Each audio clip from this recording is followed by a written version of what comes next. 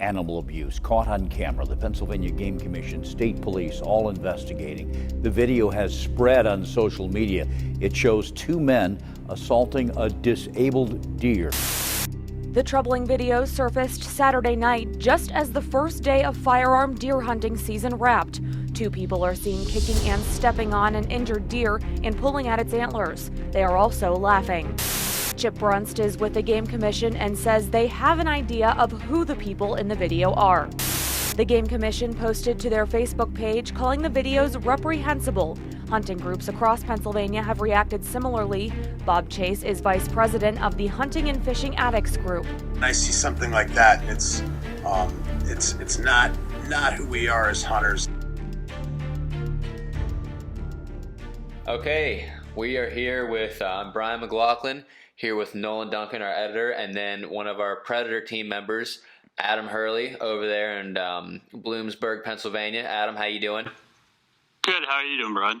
I'm doing all right, man. Just got done with school a little bit ago, came over here, and we thought we'd have to do this podcast pretty quickly because it's all what's in everybody's feed in the past couple of days, and rightfully so, of Cody Hetrick and Alex Smith, two Brookville PA hunters. We call them the Brookville douchebag duo. Actually, I want to say the Brookville duo douchebags necessarily. Why is that? I just feel like it rolls off the tongue a little better, to be honest. Okay, yeah, whatever. They're both semantically correct. Okay, yeah, that sounds good. So yeah, I know it's not a laughing matter, but I'm sure everyone has seen the video. If you haven't seen the video, you can go ahead and look it up ourselves. We are not going to show it because it is absolutely disgusting. What they did was they it seemed like they spined a deer on the first day of archery season on November 30th, and they proceeded to kick it in the head and tear its antlers. And apparently, I don't know if you knew this, they came out with an excuse saying that they forgot their hunting knife. Yeah. And which is the most, like, if you, obviously you just have to own up to it no matter what they do, because that's just the most disgusting thing. Like, you were hunting, obviously they're still in the woods, you have your gun with you, you only bring like one round, and if you don't bring a knife, you don't kick it to death. Like, what kind of hunter are you? Like, did you forget your tag too? Did you forget your brain at home? Like, clearly they're just obviously trying to get out of it or something. It's not only that, there's two of them. Like, you can't tell me they both forgot ammo. They both forgot their hunting knife. You know what I mean? Yeah, it's like, obviously no one believes them. It's just like, Bill, I did not have relations with that woman. No one believes you, obviously. I just find it absolutely disgusting that these people, like, the hunting, as you saw in the video that we just displayed, the hunting community already has a pretty tarnished reputation, and it's not because of like the good that people do for the community. It's a lot of what the people do that are bad. Yeah, and it's not necessarily tarnished on our side, but obviously what all this does is just gives a whole ton of kindling to these antis to just make this giant stink of hunting. Obviously, nobody, I've never even heard of anything like this. This is why it's making such big news. So these antis, it's going to be in a PETA commercial like tomorrow. I guarantee it. Right, and to think that, like, Brookville is not far from either of us. Like, from you, Adam, it's probably, what, like 2 hours? Yeah, it's about 2 hours. When I lived in Clearfield, it was an hour away. I actually worked there for a long time whenever I was in the seismic business. And, like, I've been around Brookville people. They're all the same that we are. Like, there's a bunch of great people, but then these two idiots just, I don't understand what was going through their head whenever they just start blatantly kicking that deer. Like, I've helped deer on the side of the road and had them go off perfectly fine, and I've never once seen anybody, any hunter or any person, just blatantly abuse an animal that bad for no reason. Absolutely. And I feel like the biggest thing too is not only is it hurting their reputation, it's also hurting their parents' business. They also own like this restaurant. Go ahead. A huge amount. Like their parents' business. Like I understand because I am a parent, and we can't be 100% responsible for the kids' actions, but at the same time, like I don't understand why the kid would even go to that extent of doing that to an animal without having some sort of guideline that made him do that or anything like that. So I don't know anything about their parents, and I just know that their business right now is just draining dramatically. I think the mother actually went on and said something in defense of them, but like still, I mean that's there. So many people are going. I just saw an article. So many people are going on and just completely trashing the obviously the business without ever actually eating there. I wouldn't say that that's exactly fair, but obviously, like but when it is the parents owning it, like what kind of kid did you raise that he thinks that's okay? I mean, there's really not much more you can say about it. I mean, it's just like definitely a hit under the belt of every hunter who goes out there like everyone else does and does it right. And now we have to deal with these. Hopefully, these kids are dealt with and it goes away. But it's just disgusting. And how it actually is going to be dealt with. We wanted to hit on that a little bit. I don't know if you heard, Adam, or no, I know Nolan heard about it. But Trump actually signed in and making animal cruelty a felony, which I know this isn't a popular opinion. I'd kind of disagree with just because most murders are dealt at the state level. So I really think it's kind of unnecessary. But that's just the nerd in me coming out. But I will say this too. Like I think it's going to be dealt with on a state level as well, and they might get state and federal charges necessarily regarding this because the Game Commission already came out with a statement. Like I'll share it right now. It's necessarily regarding they're investigating it. They're looking into it. The Game Commission can definitely get them for animal harassment. And they'll probably get some kind of state charge. Yeah, and I feel like if anything, I'm not too sure about a permanent ban. Like I know a lot of people are in the pot as far as a permanent ban for their hunting license, but I do think there has to be some serious repercussions to get this situated. It's they have to never hunt again. Absolutely not. Like, they had 300,000 signatures to have an action taken against them. You know what I mean? Yeah. And that's from hunters. That's from just regular people and everything. And one other thing I wanted to say was about the excuse of not having ammo and a knife and everything. Okay, so say that's your excuse. What's your excuse for laughing whenever he is blatantly kicking that animal? Yeah, and putting it on the internet. It was actually through Snapchat. A mutual friend, actually, thank God he did this. Oh my God. Got it through Snapchat. Watch it, and I'm a hunter. I know, I couldn't watch it. I watched it once, and that was enough for me. I could not do it again. And I don't, obviously I don't have a weak stomach, but it's just something that, you don't want to watch again, ever. Yeah, 100%. So. Like, I don't understand how you're a hunter and you go out there thinking that like everything that you're harvesting is like you should treat it like with the most disrespect. Like you don't go out in the field. Most disrespect. Or I'm sorry, with absolute disrespect, I should say, because that's exactly what they did. They not only just ruined like their reputation, but they just put a massive taste in our mouth, like a bad taste in our mouth. Yeah, obviously like we hunt, it's obviously we hunt to kill, and actually, humans and a couple other species, including like lions and stuff, we enjoy the hunt and the kill, and there's not, you don't have to apologize for that, but there's a complete difference between doing that like it and torturing obviously this deer. Like this year I had a pretty bad shot of my buck because I was wearing a whole bunch of stuff and it was so cold out, shot a little bit left, and I pulled a bad shot. It was still a drop within 150 yards, but you do feel bad. You feel like that gut shot feeling, like someone just punched you in the gut, For sure. So if you don't feel that, then obviously these people didn't feel anything like that, and I think they need a psych eval. But like I said, they're going to be prosecuted at the federal level because I'm pretty sure as soon as the executive signs it, it becomes law. So I'm actually, through our Heirs page, we'll be keeping you updated on that. Yeah, and we'll definitely post the official law through whitehouse.gov. I think that will give you a clear depiction of what that law's penalties are and what's basically encompassing everything. So definitely keep you updated on that. Yep. Okay. Yeah. And also, being that, unfortunately something bad did happen on the first day of gun season. Whenever rifle season comes in now, we wanted to give a shout out to Mr. Heater and Habit Outdoors, who's been keeping us warm. Really, really pleased with the products we've been given. Like I said, we won't say anything about a product if it's actually a bad product, and they're actually been. We can't, like I said, we can't be happier about that. So as we go into the hunting, the rifle hunting season, we're going to talk about next year how it's going to roll, and that is pertaining to Senate Bill 147, which was just signed to law by Governor Wolf, which is the Sunday hunting bill. We talked about our first podcast. We had Sunday hunting.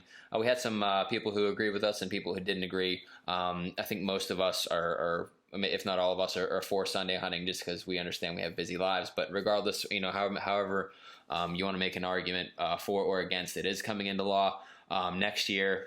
I think in February 25th is when it officially comes in, which I don't really know why that's a thing, because they even I don't know why they mentioned that, because the first Sunday hunting day will be in archery season. They'll pick a Sunday, the Game Commission. They'll pick a Sunday in the first, in sometime during rifle season next year, and then another day will be during the God, I can't talk today. Whatever the Game Commission wants, they can pick any Sunday throughout the year. So maybe they'll pick it in turkey season. I don't know. I don't know how it's going to go. That would be kind of cool. I'd appreciate that. Yeah, I think that would be cool if they can implement more Sundays, because, as we talked about in our previous podcast, it's just ridiculous, in my opinion. If you can hunt coyotes, you can hunt crows in certain times, and all that jazz. Why in the world can't you hunt big game or anything of that nature? Well, yeah, I know. Ridiculous. I wonder if they'll open up Sunday hunting for bobcats. That would be cool. Yeah, I don't know. I don't think the bill says anything about that. It's literally just 3 extra Sundays in which you can hunt. Yeah. And obviously, when I found out one of the arguments that they had against every Sunday hunting is, a lot of people said, like, oh, especially waterfowl hunters, they said you'll miss the migration, which I understand that you wouldn't want to miss the migration, but 47 other states don't. So I think that's some might call that statistically significant. Yeah. So, but anyway, so the bill, like I said, we already outlined it, and the 3 days in which we'll be able to hunt on Sundays next year. But also, what they did is they increased the penalty for trespassing.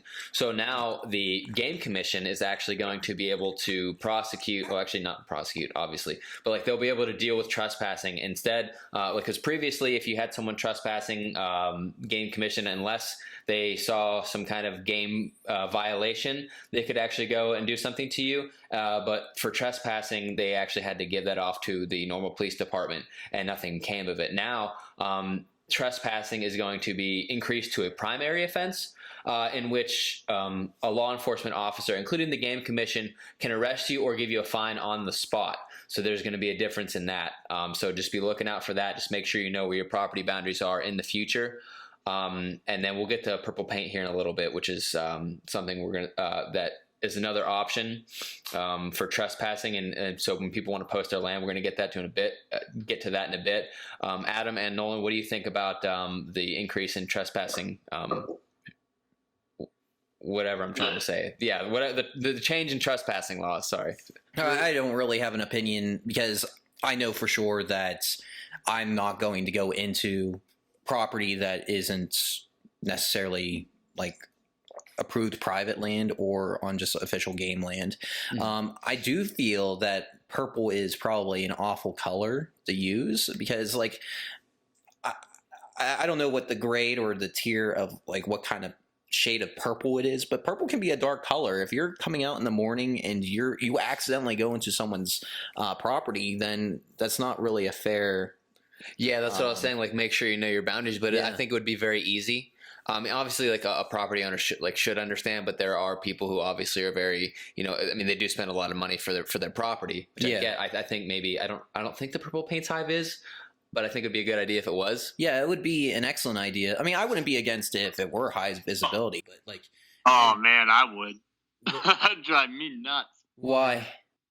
Because night hunting with high vis paint. Yeah, no, I understand that, but I mean, even if you just put like one bright eye, not even a red bright eye, but just like one bright eye on the top of it, and so people can see it or something. But I honestly don't know about the whole purple paint scheme. Like, for me, I know that people with posted signs, like, you have to have them so many feet up and so far apart, and like, my family owns 1,000 acres, so to have posted signs on all those trees is a complete pain. You know what I mean? If you were to actually do it correctly, you know what I'm saying? To physically post all the trees and everything. I think it's a great idea that you don't have to put staples in trees anymore and stuff like that, especially from like a lumbering, if you're going to sell lumber or anything. But well, yeah, 11 other states already do this since 1989, and I don't know if it'd be. You said your family has 1,000 acres. I don't know if it'd be easier, but right now it says that the purple stripes need to be 8 inches long and 1 inch wide, and they would have to be 3 to 5 feet above the ground on trees no more than 100 feet apart. So maybe that would be easier. It would, I mean, obviously it'd be like I seen a spray paint can here, so you might have to buy some spray paint. But like I said, I think it would be a little bit easier for landowners.